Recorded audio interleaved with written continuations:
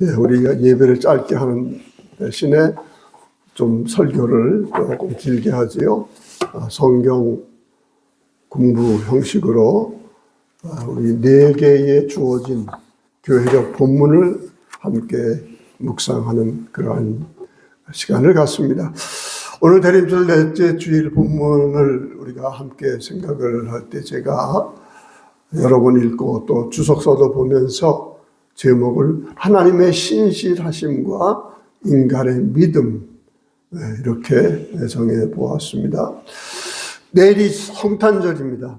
우리 주님 예수 그리스도가 이 땅에 오신 날입니다.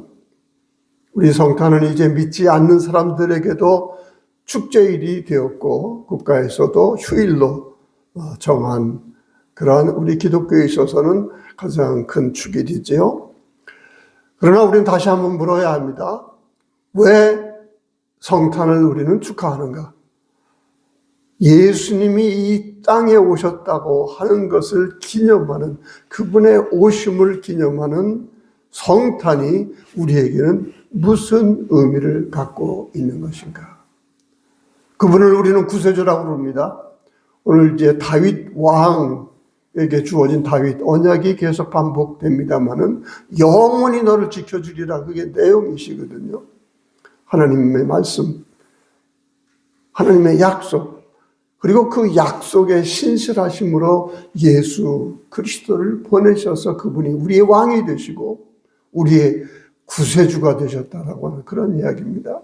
이것을 오늘 성경 말씀 본문이 우리 구약부터 시작해서 쭉 얘기를 하고 있습니다만 저는 이 본문 말씀을 통해서 우리에게 한번 적용을 해 보려고 합니다.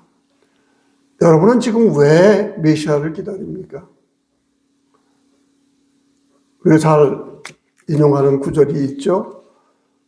구원은 누구에게 필요한가? 구원을 필요로 하는 사람에게 구원은 필요하다. 메시아는 왜 필요합니까? 사람들이 왜 그리스도 메시아, 다윗의 왕을 상징하는 그런 메시아를 기다렸습니까? 그분의 통치와 그분의 지배 가운데서 우리가 안정을 얻어야 되기, 그러한 그 갈급함 때문에, 다시 말하면 세상이 그렇지 못하고 세상 속에 사는 우리의 마음이 그렇지 못하기 때문에 세상을 다스리고 그리고 우리에게 참된 평안을 주시는 그분을 우리는 기다리고 예수를 통해서 그런 하나님의 약속이 성취됨으로써 우리가 기대하였던, 메시아에게 기도하였던 하나님의 약속을 성취함으로 우리가 기대하였던 평화가, 우리 마음의 기쁨이 우리에게 주어졌다. 이게 우리 신앙 고백이 있지 않습니까? 그러나 한번 돌아보십시다. 과연 성탄이 그런 의미를 가지고 우리에게 기쁨을 주고 있는가? 우리가 필요로 하는 그런 구원, 우리가 갈급해서 하나님 이거는 해결해 주셔야 되지 않습니까? 라고 매달리면서 나의 주님이 약속하지 않으셨습니까? 주님은 약속을 지키시는 분 아닙니까? 그런데 언제까지 내가 기다려야 합니까? 지금도 우리는 이런 신앙 얘기하고 있지 않습니까? 이러한 의심을 한편으로 믿으면서도 이러한 의심, 이런 것을 함께 가지고 있는 것이 우리의 상태입니다. 이제 이러한 우리의 상황에 적용을 해서 우리 어떻게 구약에서부터 시작을 해서 오늘 복음서 본문에 이르기까지 성경이 말씀해 주는가, 그 답 찾아보고자 합니다. 우선 사무엘하 7장부터 바로 시작을 해보도록 하겠습니다. 사무엘하 7장은 우리 이 사무엘서뿐만 아니라 우리 사무엘서를 포함해서 이제 사사기 또는 열왕기상하 이 모든 걸 가리켜서 신명기 역사서라고 얘기를 합니다. 근데 이 전체 역사서에서 가장 중요한 역할을 하는 부분이 이 부분이고요. 성경 전체를 통해서 이 부분이 굉장히 중요한 그런 의미를 갖는 것이 사무엘하 7장 말씀입니다. 여러분, 우리 본문에서 바로 보면은 우리 사무엘 7장 1절에 이렇게 얘기를 해요. 여호와께서 주위의 모든 원수를 무찌르사 왕으로 궁에 편안히 살게 하실 때에, 이 왕은 다윗 왕이에요. 선지자 나단을 부릅니다. 나는 백향목 궁에 살거늘 하나님 궤는 휘장 가운데 있도다. 우리가 출애굽을 하고 돌아다니고 블레셋 하고 전쟁을 하면서 하나님의 궤, 언약의 궤죠. 하나님이 모세에게 주신 그 언약의 말씀을 담은 그 언약의 궤를 휘장에 혹은 장막에 그렇게 모시면서 이동하며 다녔거든요. 이제 정착을 했습니다. 나라를 통일을 시켰어요. 그런 상황에서 다윗은 먼저 여호와가 계실 집을 생각을 합니다. 내가 하나님이 거할 집을 짓겠다, 성전을 짓겠다는 그런 말씀이죠. 나단이 왕에게 얘기를 합니다. 여호와께서 왕과 함께 하시니 마음에 있는 것을 행하소서. 이 선지자가 다윗의 그러한 생각에 동의하는 겁니다. 그런데 바로 그날 밤에 여호와가 나단에게 임합니다. 그러면서 간단하게 얘기하면 다윗이 내 거할 집을 지어주겠다고 하느냐라고 하는 거예요. 그러면서 완곡하게 거절하시죠. 내가 회막을 통해서 돌아다니면서 언제 내 집을 지어달라고 한 적이 있느냐라고 이야기를 해요. 그러면서 다윗 왕에게 성전을 짓겠다고 하는 그런 것을 허락하지 않습니다.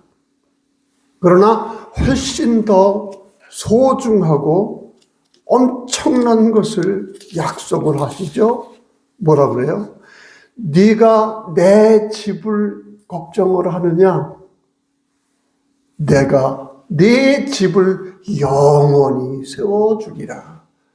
여러분, 이게 다윗 언약이라고 하는 겁니다. 우리 성경에 보면 중요한 그런 언약이 나와요. 처음에는 우리 무지개 언약이 나오죠.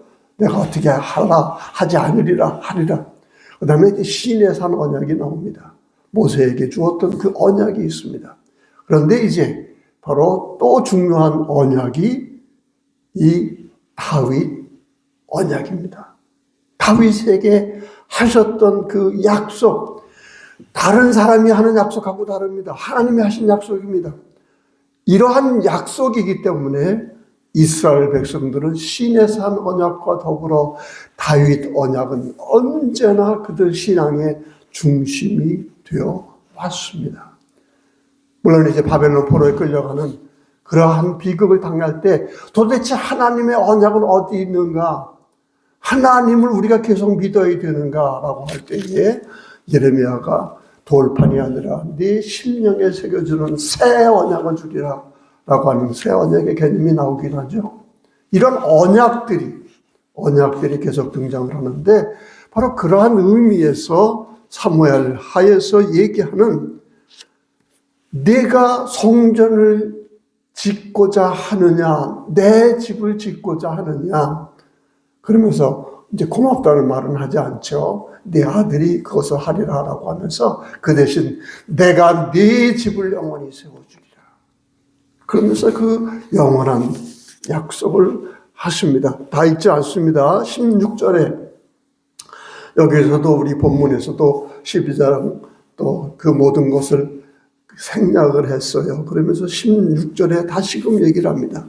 내 집과 내 나라가 내 앞에서 영원히 보존되고 내 왕위가 영원히 견고하리라.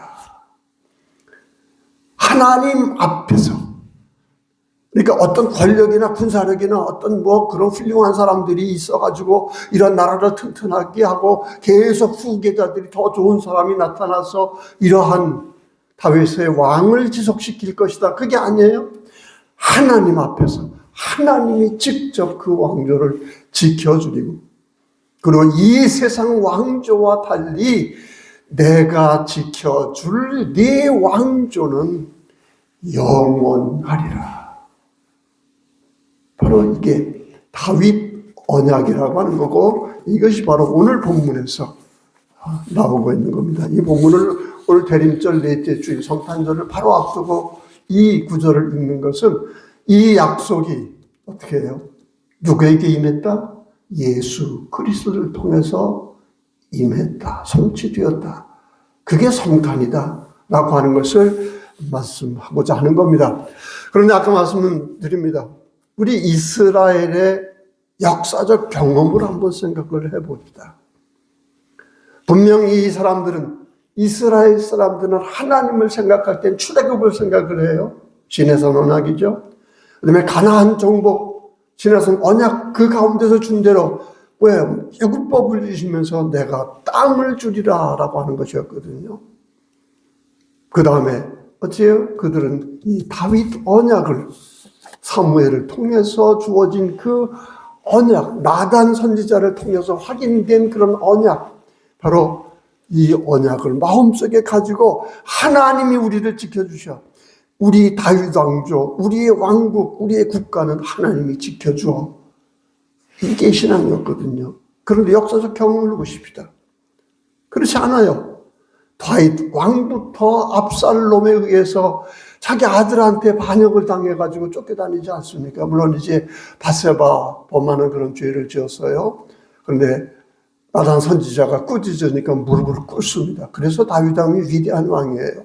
왕이면 어떻게 무릎을 꿇습니까? 우리는요, 아주 아무것도 없는 사람이라도 자존심이 있어가지고 너 잘못했지 그러면 그냥 우기고 맙니다. 그러나 다윗은 왕이면서도 내가 죽을 죄를 지었습니다. 회개할 줄 아는 사람이었어요. 그게 위대한 점이었어요. 그러나 하나님은 내가 회개하니까 죽을 죄를 면해 주겠다, 용서해 주겠다. 그러나 내가 죄값을 치루어야 할 것이다. 그래서 자기 아들에 의해서 반란, 아들이 압살롬의 반란을 일으켜가지고 어떻게 피난을 당하면서 결국은 아들하고 전쟁을 치러서 아들이 죽는 그 아픔을 당합니다. 여러분, 다윗 왕조, 다윗 가문, 그렇게 튼튼한 가문이 아니었어요. 그 아들로 인해서, 자녀들로 인해서 그렇게 많이 흔들렸죠. 솔로몬은 어떻습니까? 성전을 짓는 그런 훌륭한 왕이었고, 처음에 지혜로운 왕이었지만 결국 나라를 둘로 갈라지게 만들고요. 이스라엘 왕국, 북왕국, 그저 전쟁, 두 나라 간의 전쟁, 그 다음에 각 외세와의 전쟁 가운데서 이게 혼란이 끊이질 않습니다. 그런 가운데서 도대체 사람들은 당연히 묻겠죠. 다윗 왕에게 주신 그 언약은 어디에 간 거냐? 라고 하는 거죠. 이스라엘은 722년에 멸망해 버리고 맙니다. 그래서 남유다, 다윗 가문이 왕위를 계속 이었던 남유다는 587년까지 그래도 견뎌냅니다. 하지만 587년에 바벨론에게 끌려가 버리고 말아요. 이때 이들도 다시 묻습니다.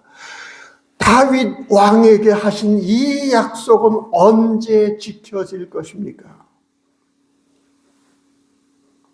우리가 얼마나 더 기다려야 됩니까? 적어도 이스라엘 사람들이 왜 이러한 언약을 받지 못했을까요? 준비 안 되었기 때문입니다. 여러분, 다윗 왕과 같은 왕을 통해서 하나님이 직접 다스린다고 하는 것은 사실 하늘에 계신 분이기 때문에 직접 다스리려고 하면 땅에 있는 사람들을 통해서, 사람을 통해서. 그런데 다윗 왕과 같은 정말 하나님께 복종하는 그런 왕을 통해서 평화를 가져오고 안전을 지켜주고 다른 나라가 넘보지 못하도록 하겠다라고 하는 그러한 이야기인데, 이 왕들이요, 왕만 됐다 그러면 하나님을 잊어버립니다. 자기가 하나님이 되어버려요. 그래서 예언자들이 언제나 등장하는 겁니다. 예언자들이 등장을 해서 하나님의 말씀을 기억하라. 하나님이 너와 함께 하리라 약속하고 너희들을 지켜주리라 약속했는데 너희들이 과연 그러한 약속을 받을 만한 자격이 있느냐? 매일 불의하고 그저 권력을 통해 가지고서는 그저 가난한 사람들을 멸시하고, 그리고 외세가 침입해 오면은 그저 그 외세에 넘어가 버리고 말아요. 그리고선 조약을 맺고 조약을 통해서 우상이 들어오면 또 우상을 숭배하고. 하나님은 사람을 통해서 일하십니다. 그리고 사람이 준비되었을 때에 하나님의 통치를 받아들일 수 있는 믿음이 준비되어 있을 때에 하나님은 그분의 약속을 지키십니다. 우리가 여기 이 역사 경험 가운데서도 우리 가운데서도 마찬가지입니다. 첫째로 우리가 기억해야 될 것은요, 하나님은 절대로 약속을 어기시는 법이 없습니다. 우리는 예수 그리스도를 통해서 언약의 백성이 된 사람들이에요. 예수 그리스도를 믿는 자마다 다른 조건 필요 없습니다. 예?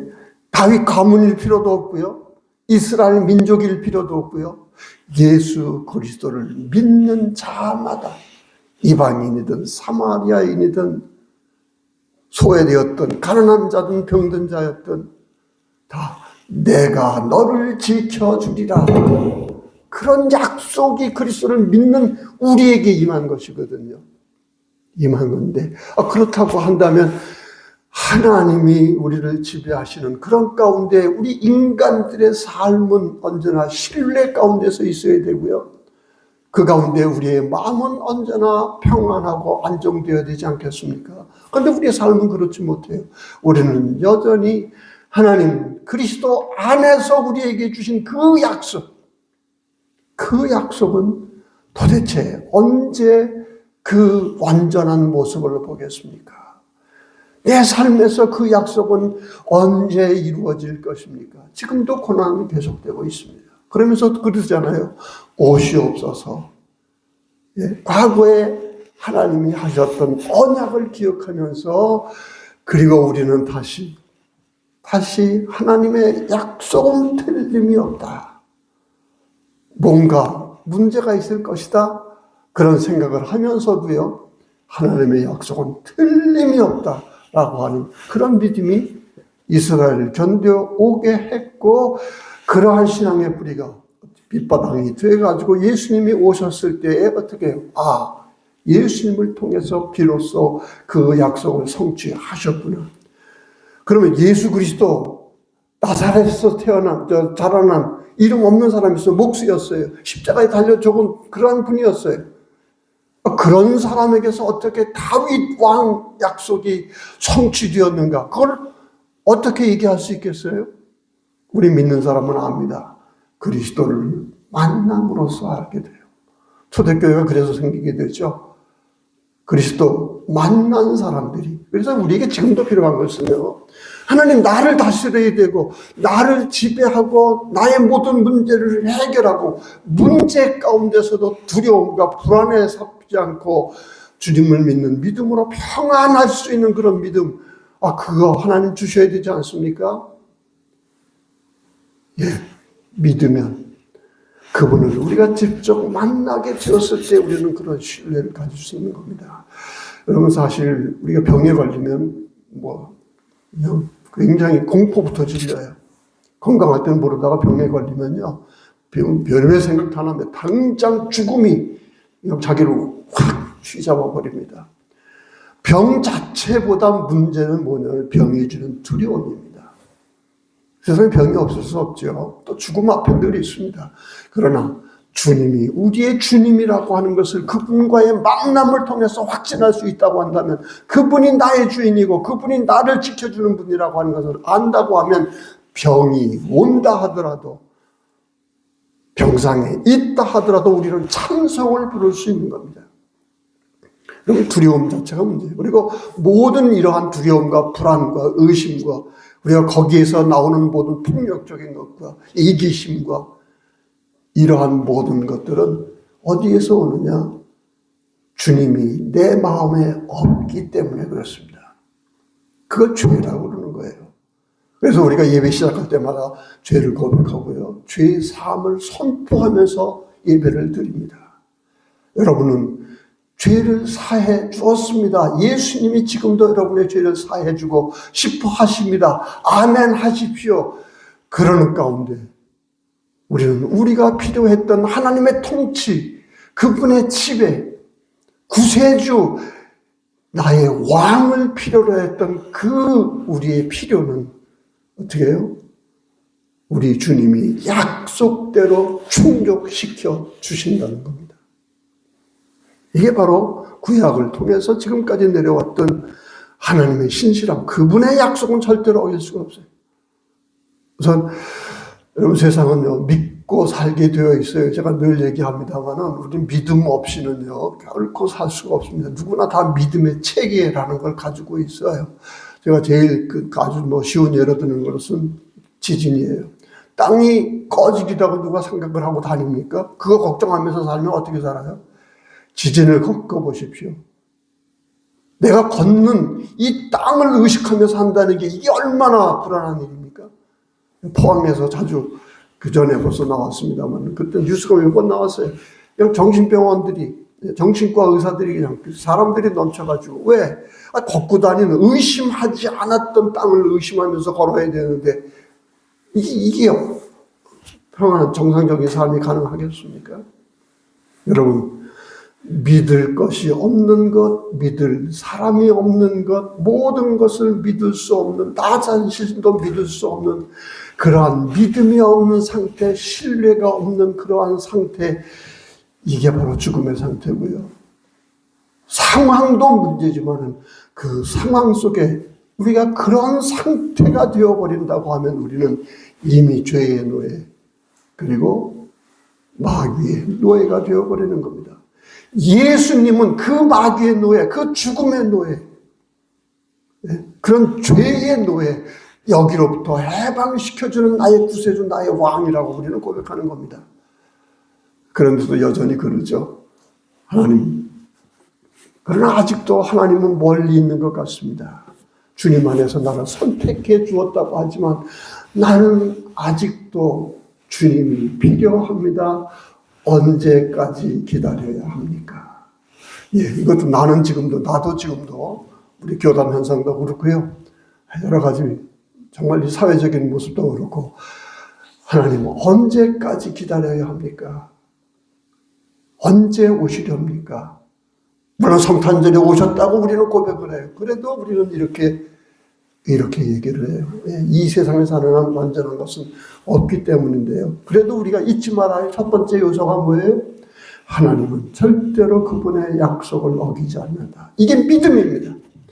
세상 다 무너져도 하나님은 나를 지켜주시리라고 한 약속 예수님 안에서 하셨어요. 믿기만 해라. 그 믿음 안에서, 여러분 믿음이란 말이 제일 중요한 거예요. 그래서 믿음이 깨져보십시오. 아까도 얘기했습니다만 아무것도 없는 겁니다. 가정에서 신뢰가 깨어졌어요. 부부간에 믿음이 사라졌어요. 부모와 자식 간에 믿음이 사라졌어요. 내가 무슨 일을 추진을 해야 되는데 내 자신에 대한 믿음이 사라졌어요. 이게 세상의 문제인 겁니다. 그 믿음을 우리는 어디서 찾아요? 아무리 어둡고 가능성 없는 가운데서도 그래도 하나님은 약속하셨습니다. 나는 예수 그리스도를 나의 주님으로 믿습니다. 그리고 우리는 성령 가운데서 그분을 다시금 새롭게 만남으로 다윗 왕 언약, 그것에서 하나님은 신실하시다라고 하는 것을 깨닫게 됩니다. 두 번째 요소는 중요한 게 뭔지 아세요? 인간 방식대로 오지 않는다고 하는 겁니다.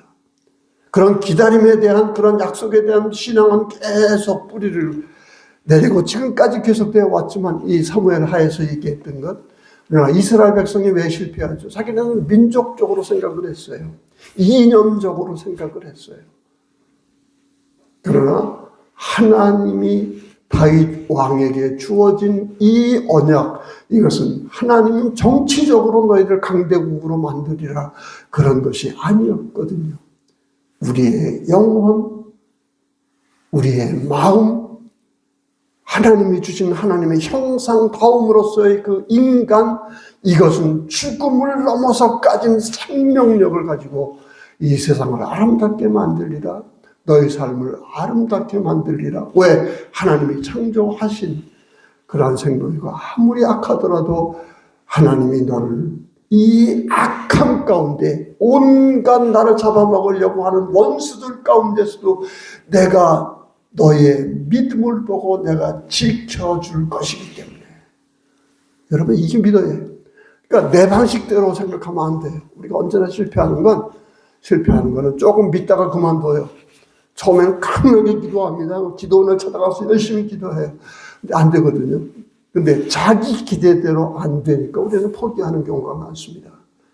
그러한 방법으로 오시지 않고 지금 나사렛 말구에서 태어나시고 나사렛이라고 하는 촌동네에서 자라신 그분을 통해서 오셨다. 누가 그걸 상상이나 할 수 있었겠습니까? 그리고 지금도 우리는 그분을 우리의 주님이로 믿는다고 하면서도 여전히 지금도 숨어 계신 방식으로 내 이해대로 내 기대대로 오지 아니하고 하나님 방식대로 오신다고 하는 걸 믿을 수 있어야 합니다. 성령이 우리에게 가르쳐 주셔야 돼요. 성령이 하나님이 너와 함께 하신다라고 하는 것을 어떤 방식으로 해주시는가라고 하는 것을 깨닫게 해주실 때만이 비로소 우리는 하나님은 역시 신실하시고 역시 이 세상은 못 믿어도 하나님만은 내가 믿어야 되겠구나 라고 하는 것을 다시 우리는 깨닫게 되는 겁니다. 이게 신앙의 여정이에요.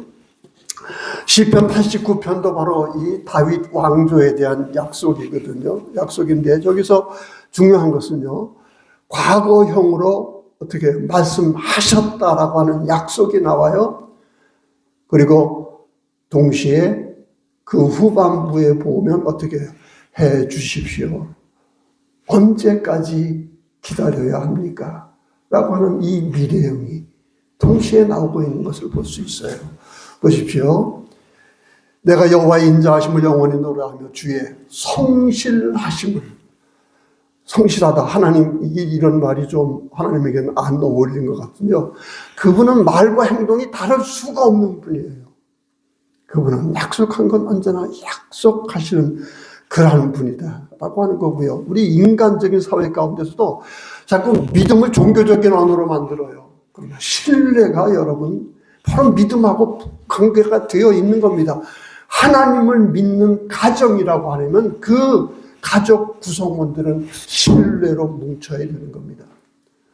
정말 하나님 믿는 교회다운 교회라고 한다면요. 하나님이 다스리는 거기 때문에 모두 하나님을 믿는 사람들이기 때문에 서로 간의 신뢰는 이게 말할 것도 없는 것이 되어야 되는 거예요. 근데 인간적인 신뢰는 교회도 가정에도 어디에도 다 무너뜨리고 어떻게 하나님에 대한 믿음을 얘기할 수 있겠어요? 여러분 개인적인 삶도 저는 요즘 그 스미스라고 하는 사람이 쓴 좋은 책을 읽으면서 아주 오래전에 읽은 책인데도 계속 나와요. 언제가 그 얘기를 했을 거예요. 성품이 운명이다. 성품이 운명이다. 여러분 우리가 가지고 있는 그런 성품들이 있어요. 많은 성품들이 있습니다. 저는 여기서 우선 그 성실이라고 얘기했습니다만은 신뢰라고 하는 것, 누가 나를 믿을 수 있어야 하는 그런 사람이 되어야 된다라고 하는 걸 얘기를 해요.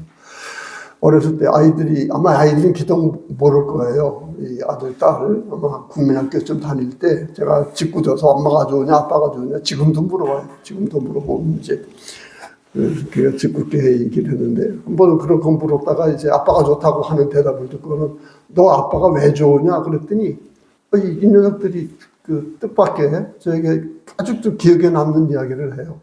아빠는 약속을 꼭 지켜. 아빠는 약속을 언제나 지켜. 그래서 믿을만한 아빠야. 그 대답을 듣고는 얼마나 뿌듯하니. 그 다음부터는 이제 함부로 약속을 못 하겠더라고요. 아이들에게. 여러분 신뢰받는 아빠가 된다는 것. 이게 굉장히 중요한 이야기입니다. 세상에서 저는 그래서 신뢰라고 하는 것을 다른 사람 나올 여러 가지로 욕한다 할지라도요. 적어도 신뢰. 이건 무너뜨리면 안 되겠다.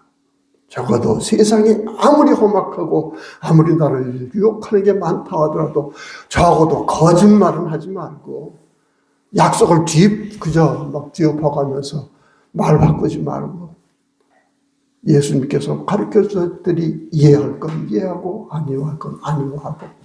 그래서 저는 이 신뢰라고 하는 것을 하나님 믿는 믿음하고 굉장히 중요하게 그렇게 생각을 합니다. 그러면서 언제나 주님의 속성, 나이를 지켜주시고 나를 영원히 지켜주리라고 하신 그 약속의 말씀 가운데서 주님의 속성에서 제일 중요한 건 그분의 신실하심입니다. 언제나 믿을 수 있는 분이에요. 언제나 믿을 수 있는 분. 여러분, 하나님을 그렇게 고백하십니까? 그게 신앙의 첫 번째라는 거죠. 그러면서 시편 기자가 다시 그런 이야기를 해요. 다시 내가 말하기를 인자하심을 영원히 세우시며 주의 성실하심을 하늘에서 견고히 하시리라. 세상 없어도 무너지지 않을 게 하나님의 성실함이라는 그 얘기예요. 그 다음에 바로 어떻게 해요? 구체적으로 역사 속에서 이야기했던 다윗과 언약을 상기하는 겁니다. 나는 내가 택한 자와 언약을 맺으며 내 종 다윗에게 맹세하기를 내가 네 자손을 영원히 견고히 하며 네 왕위를 대대에 세우리라 하였나이다. 그리고 이 일을 통해서 우리는 여호와를 찬양할 것이다 라고 얘기했어요. 제가 늘 얘기합니다. 누구나 다 복을 구하죠. 복 받기를 원해요. 그러나 하나님이 주시는 복이어야 합니다. 가끔 운이 좋아서 얻는 그런 행운도 있어요. 그 행운이라도 이런 행운을 통해서 하나님이 이러세요. 하나님이 지켜주시는 행운이어야 합니다. 얻는 것보다 지키는 게 더 어려운 법입니다. 세우는 것, 지키고 그 세우는 것, 성장시키는 게 더 어려운 법입니다. 무너뜨리는 거요. 한숨에 무너뜨려요. 그 몇 년 걸려서 아름다운 그림을 그렸다고 해봐요. 조각을 만들었다고 해봐요. 망치 한 번으로 조각은 깨집니다. 칼이나 혹은 불로 그 몇 년 걸렸던 그러한 것들이 완전히 무너져 버리는 거예요. 여러분, 인생에 이런 일들이 얼마나 많이 있는지 아십니까? 정말 한순간 한순간 우리가 정말 믿어야 할 그분, 절대로 약속을 어기지 않고 또 그분이 지켜주셔야만 반석 위에 세우는 바로 그런 믿음을 유지할 수 있어야 된다라고 하는 그런 것이죠. 중요한 것은 우리 이 세상에는요, 하나님이 그 세상을 직접 다스리면 좋겠죠. 늘 천사가 다스리고 또 꿈에도 나타나서 계시하시고 그렇지 않습니다. 택한 자를 통해서 일하신다고 하는 부분이에요. 다윗 왕이 바로 메시아 상이 되어버린 것은 바로 인간으로서의 다윗 왕이었거든요. 그러면서 택함 받은 자를 높였으되 하나님께서 택하신 백성을 위해 일하라. 여러분, 예수님은 택함 받은 자로서 언제나 뭐라고 그랬어요? 나는 보낸 자의 일을 한다. 나를 보내신 자의 일을 한다. 나는 보냄을 받은 자. 그리고 그분이 지상생애에서 3년 동안 공생하셨어요. 그분이 하신 일이 뭡니까? 간단한 거예요. 12제자 키운 겁니다. 12제자 택해서 키운 게 전부예요. 그리고 지금까지 내려오는 이 기독교라고 하는 교회는 바로 12제자의 증언 위에 세워진 겁니다. 내가 얘기하려고 하는 건요, 여러분을 도우실 때 하나님이 택한 자를 통해서 여러분을 도우실 겁니다. 그게 누가 되는지 몰라요. 그 다음에 여러분은 하나님이 택한 자입니다.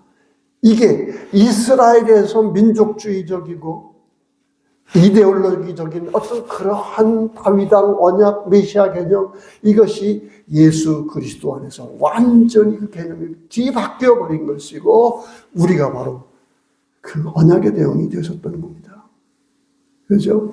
그러면서 다시금 얘기를 해요. 하나님의 약속은 틀림이 없다. 기름을 부었도다. 그러나 어떻게 해요? 그분에게 주어진 약속을 다시금 회상하면서 어떻게 해요? 그 약속 가운데 힘이 있게 하리로다, 견고하게 하리로다, 높아지리다, 그분이 나의 구원의 바위가 되리라. 그 다음에 맨 마지막에 보겠어요. 하늘의 날과 같게 하리로다. 지금 이 시편은요, 89편은 포로 후기에 쓰여진 것으로 알려져 있습니다. 바벨론 포로 그 비극을 겪은 뒤에 이스라엘이 다윗왕 언약을 기억하면서, 어떻게 다윗왕은 이미 언약이 주어진 거니까 자기네들은 그저 그 언약 위에서 평안만을 누리면 되는 겁니까? 아니에요. 자기네들 죄를 깨닫고 고통을 깨달으면서 다시금 이 언약을 통해서 어떻게 자기네들은 미래를 바라보는 겁니다. 미래를 바라보는 거예요. 어서 오시옵소서, 약속을 지켜주시옵소서, 우리는 기다립니다.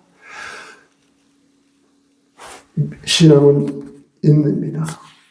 신앙은 인내해요. 내 생각하고 다르거든요. 하나님이 자꾸 멀어지기도 하고요. 시간도 늦어지고요. 생각지도 않은 어려움이 생기기도 하고요. 생각지도 않은 병이 찾아오기도 하고요. 네? 이럴 때 우리는 그 속에서 더욱더 확고한 믿음을 가질 수 있어야 한다고 하는 겁니다. 우리 로마서 본문은 아주 간단해요. 3절입니다.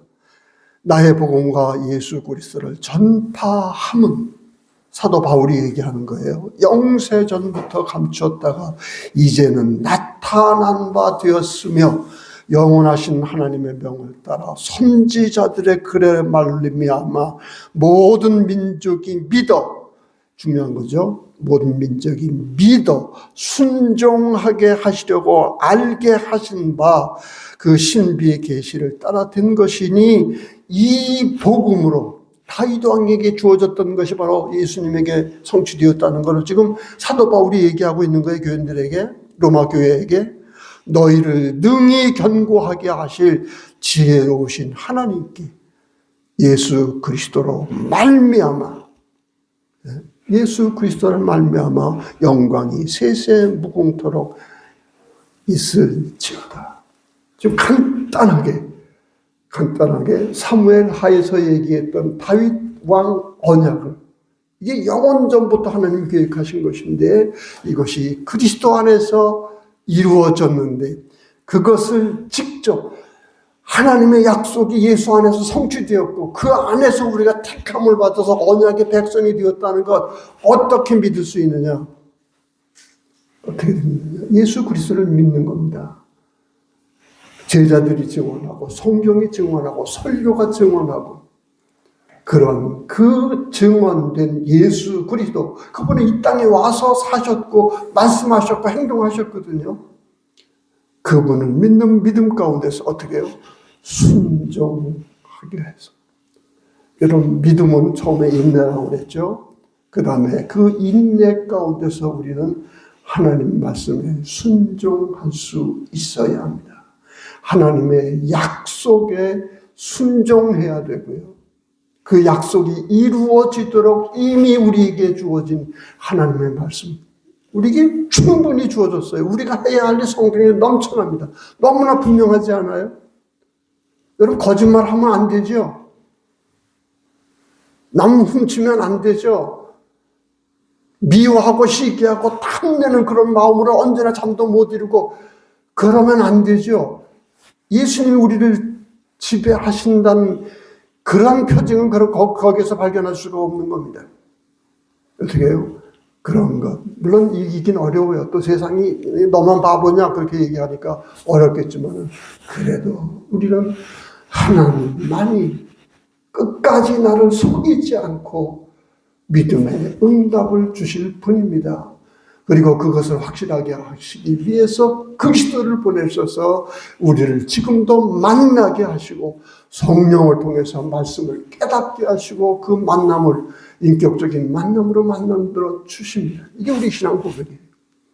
아직도 믿음은 숙제입니다.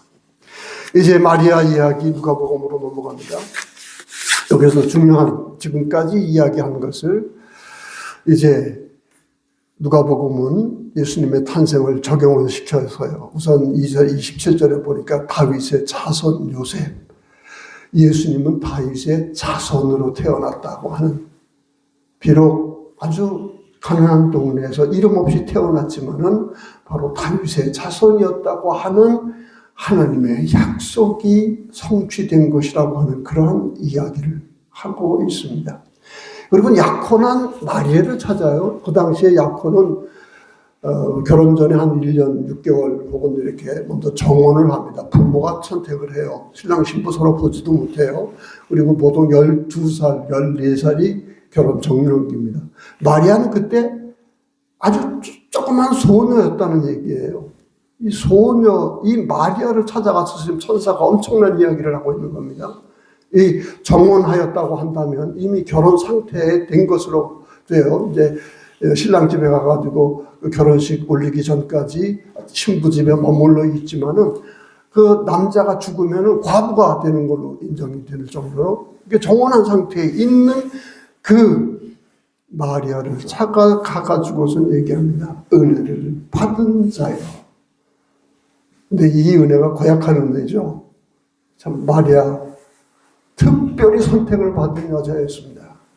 정말 특별한 그러한 선택, 이러한 선택을 받았는데 그 은혜 받은 자요. 어떤 은혜였어요? 그 아들로 인해서 예수 그리스도로 인해서 언제나 마음에 되게 찔림을 받죠. 고생을 받죠. 아들의 십자가에 달리는 모습을 보았어야 해요. 어떤 이런 은혜를 받고자 택함을 받았다는 것. 그러나 또 한 가지 기억할 거 있습니다. 우리는 능력 있는 사람, 튼튼한 사람, 지혜 있는 사람, 지도력 있는 사람, 슬기로운 사람, 사회적으로 인정받을 뭔가가 있는 사람, 그런 사람 택하지 아니하시고 마리아를 찾아가 선택하셨다는 겁니다. 이게 언제나 통해요. 하나님이 일하는 방식은요, 언제나 이런 방식으로 해요. 평범한 사람일 때. 그리고 물론 지도자, 부자 이런 사람들을 가져야 된다는 얘기가 아니죠. 바로 그러한 사람들 가운데 마음이 가난한 자들이 있습니다. 겸손한 자들이 있습니다. 나는 아무것도 아닙니다. 넘치는 복을 받았을 뿐입니다. 얘기하면서도 그저 낮은 자리에 앉아있는 그 사람, 나는 아무것도 할 거 없습니다. 그런 사람을 찾아와요. 내가 뭐 해보겠다? 그런 사람들은 절대로 하나님이 일 못합니다. 그렇죠? 그러면서 잉타의 아들을 아니니 예수라 하라. 그러니까 아니 내가 남자를 알지 못하는데 어떻게 아이를 낳습니까? 엄청난 얘기 아닙니까? 길게 얘기 안 하겠습니다. 그러나 여기에 중요한 초대교회 신앙 고백이 있어요. 하나님이 하신 일이라고 하는 일입니다. 하나님이 우리를 위해서 다윗 왕 언약을 성취하는 것, 하나님 자신이 하신 것이라는 얘기예요. 어떤 영웅이 일어난 게 아니에요. 하나님이 직접 성령으로 잉태케 함으로써 그분 자신이 바로 예수 그리스도를 통해서 우리를 만나셨다는 신앙 고백인 겁니다. 어떤 특출한 인간, 뭐 4대 성인 중에 하나라고 얘기를 합니다만 우리는 그렇게 고백 안 해요. 하나님이 직접 오신 그분이 바로 예수님이고 우리가 예수님을 통해서 우리는 하나님을 직접 만나서 그분의 통치를 받게 된다고 하는 거죠. 그런데 또 하나가 있어요. 바로 그 일을, 하나님의 그 엄청난 일을 비천한 마리아를 통해서 하셨다라고 하는 그 일이, 이게 바로 신앙이에요. 뜻하지 않은 방식으로 제가 얘기했죠. 하나님은 자신의 약속을 지키십니다. 우리가 전혀 생각하지 않은 방식이에요. 그러나 동시에 그 일은 누구를 통해서? 인간을 통해 하십니다. 앞으로 일어날 그러한 일과 관련해서 마리아는 참으로 얄궂은 사람이었어요. 그렇죠? 그러나 그 어린 소녀가 우리 마지막에 뭐라고 그래요? 어떻게 내가 임신을 할 수 있습니까? 할 때 여호와께는 능치 못할 일이 없으리라 그렇게 얘기할 때에 38절 뭐라고 그래요? 주의 여종이오니 말씀대로 내게 이루어지이다. 여러분 이게 바로 하나님의 신실하심이 약속이 성취되는 인간의 신앙인 겁니다. 이 신앙 없이는요 어떠한 일도 이루어지지 않아요. 이게 하나님 방식이기 때문에 그래요. 이게 하나님의 방식이기 때문에 아주 사소한 것인데도 남들이 바보라고 생각할지 모른다 하더라도 내가 손해보는 일이라고 할지라도 고통받는 일이랄지 하더라도 택함 받은 자로서 은혜 받은 자요. 앞에 놓인 건 고통밖에 없는데도요. 그러면서도 하나님은 능치 못할 일이 없으니. 왜? 하나님은 성실하신 분이니까. 그리고 우리에게 나타나셔서 우리를 만나시면서 내가 지켜주리라 하실 때, 그때 우리는 어떻게 해요? 내가 주의 종입니다. 내가 뭘 토를 할 수 있겠습니까? 그러면서 말씀대로 내게 이루어지이다. 그리고 그에게 주어진 은혜가 아니라 그 무거운 십자가를 짊어짐으로써 이 세상을 변화시키는 그런 주님을 이 땅에 탄생케 만든 것입니다. 하나님 인간을 통해서 일하세요. 여러분이 그 주인공이 될 수 있습니다. 지금 현 시대 2000년 전에 탄생은 이러한 성격을 가지고 있다 하더라도 지금 여러분도 여러분 상황에서 언제까지 기다려야 합니까? 얼마나 견뎌내야 합니까? 라고 할 때에 여러분이 생각하지 않은 그러한 방식으로 사람을 통해서 여러분을 통해서 다른 일들을 통해서 만나십니다.